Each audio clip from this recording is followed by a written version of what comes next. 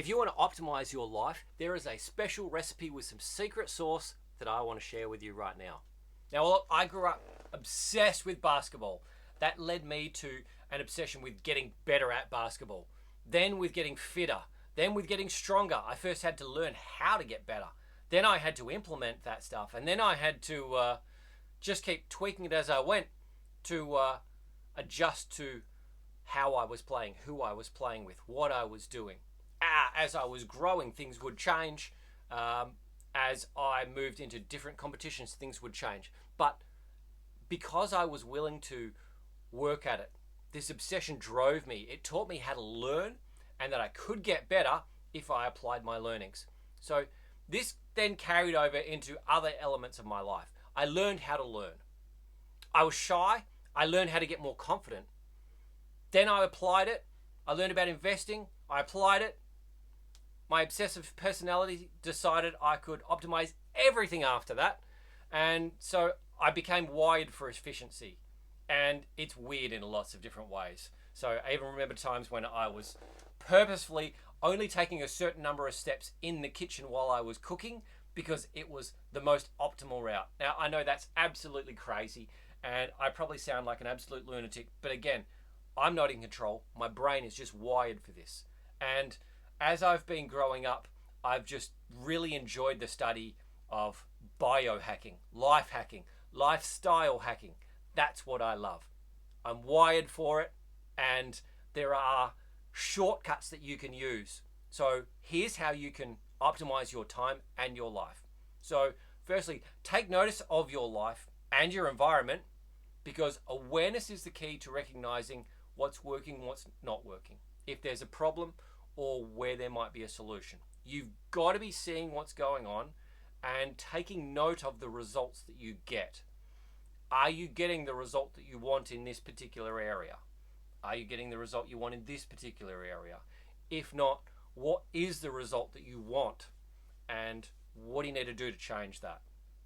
So if you're going to go through this process, step number 2 says start with the easiest thing to change first. Because if you start with the easiest thing to change, you're going to keep it simple. You're going to do something that you know you can do. You know you can win. And when you win, you can build wins. You can stack wins, and stacking wins builds confidence. Stacking wins builds discipline because you have done something that's hard. Even if it's the easier version, you've done something that's hard and you've done something that's hard again. You've done something that's hard. You've got the discipline to do things that are hard. And they might not be the hardest thing yet, but that builds confidence and it builds your discipline. So you want to be able to work with that. Start with that easiest thing and just get working on that. Number 3, you've got to track your progress. You've got to see what's working and what's not working. You've got to be able to see what's the result that I got. So I like to use tangible data to be able to tell me if something is working or not. I have a habit tracker that I use every single night before I go to bed. It takes me maybe a minute or two to go through, but allows me to look at what I did and what I didn't do, and then allows me to go back and look on historical data to see what worked and what didn't work. Now, I've been going through recovery for chronic fatigue, so that's been part of that.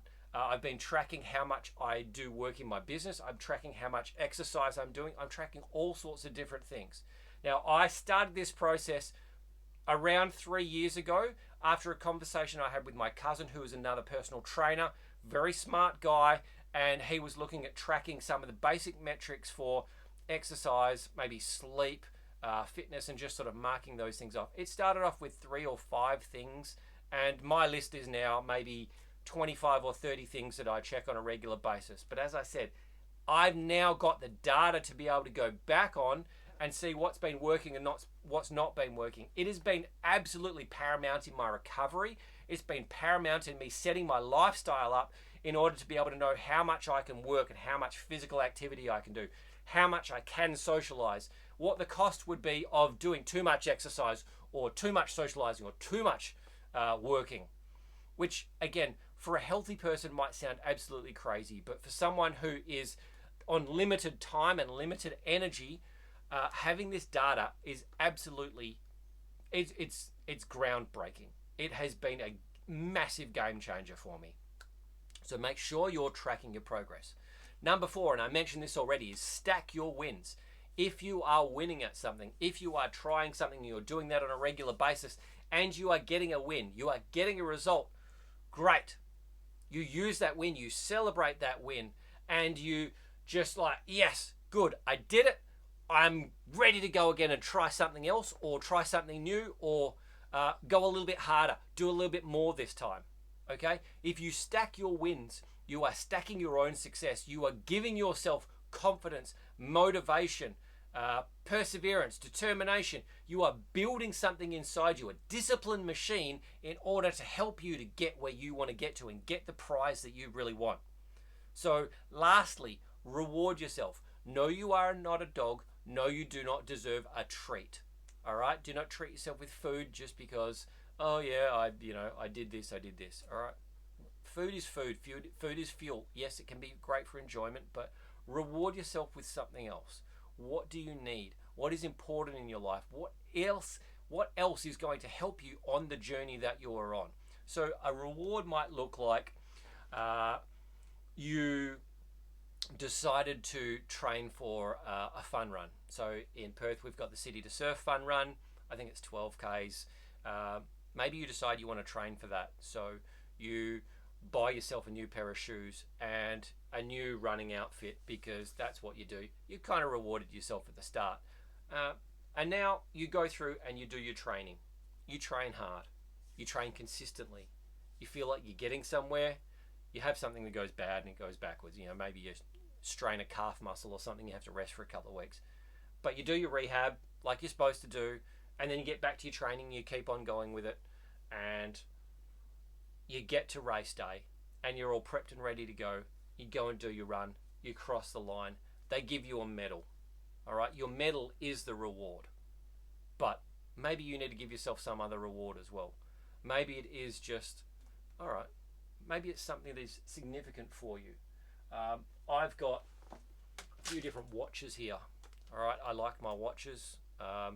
This is a little bit of a crazy one. You can barely tell the time on it, but because of the colors and the way that it's made. But I've found that some of the watches that I've bought have been a reward for some of the things that I've done. And every time I put them on, it reminds me of how much hard work I put into that. One of the watches I bought as a retirement present. So when I sold my personal training business, that was a big achievement for me. I sold my business and I had some money there, and I decided I was going to go traveling. But that watch is a reminder of all the hard work that I put in to trying to make the business work, from starting from scratch to making really good money and working very little. The business I started in 2009 is still going strong in 2026 in the hands of somebody else, and it's been through multiple owners. So you can imagine the pride that I have when I wear that watch and I look at it and I think, all right, this is not just a watch, this is a reward for all the hard work that I did. This watch tells me that I had some success, and I had some great success, and that I am good, and that I am successful, and that I am able to do hard things, and I'm able to persevere. It means so much. Whatever you need to reward yourself with that is going to be something that just works for you is great.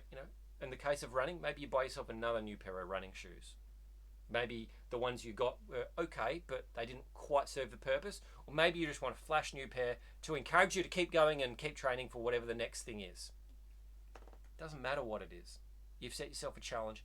A reward is a good way to remind yourself of, hey, I did something and I was good, and I'm really proud of that. And every time I see that thing, it makes me go, yeah.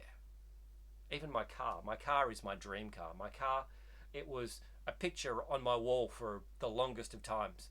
And then I had to sell my dream car. Broke my heart. So when I sold the business, I was going to go traveling for an extended period of time. Didn't know when I was going to come back, so I sold my car. I got about half as much money as it was worth. And that was heartbreaking. And, hurt. It hurt a lot. fast forward by a year or a year and a half, and another car came up for sale. I'd actually moved back to where I was. I'd done with my travel. I was back where I was living, and a car came up for sale that I saw was a little too good to be true. It didn't make any sense. And I looked at it and I just thought, is that real? Nah, surely not. Within a day or two, the ad was gone. The car was gone. And I'm like, oh yeah, okay. Or it wasn't a real thing, you know. Maybe it was just an accident. Maybe somebody typed the wrong number in there or something for the price. Lo and behold, another month or two later, and it came up for sale again. And it was all the same photos, it was the same seller and everything. And it's like, okay. Went down there, and I bought that car. And that car was better than the dream car that I had before. It was the same model, but an improved model of that dream car. So I gave up my big reward, and I was blessed with an even bigger reward on the other side of that. I still have that car. Every time I look at it, every time I get in it, it reminds me of all the work that I've put in, the dream that I had, the ability to reach my dream, the ability to reach my goal. I'm building my dream car. My car has Dream It on the number plates because that's how I look at it. If you want to get your dream life, you can optimize it. So remember, you either grow or you die. You either stop learning and age faster, or you keep on improving. So if you can optimize your health, optimize your finances, optimize your emotions, your relationships, your communication skills, all of these things, your life will get better, exponentially better. Keep working on it. Discipline builds freedom and opportunity. Now, if you want to learn more about this sort of thing, you want to get a life that you love, you want to be more optimized, more on track, more feeling like you have purpose in your life, join my free 28-day program. There's a link below.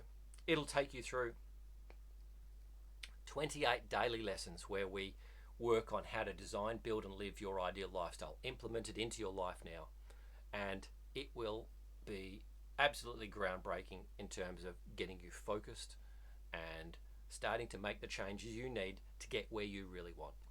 I'll see you on the inside.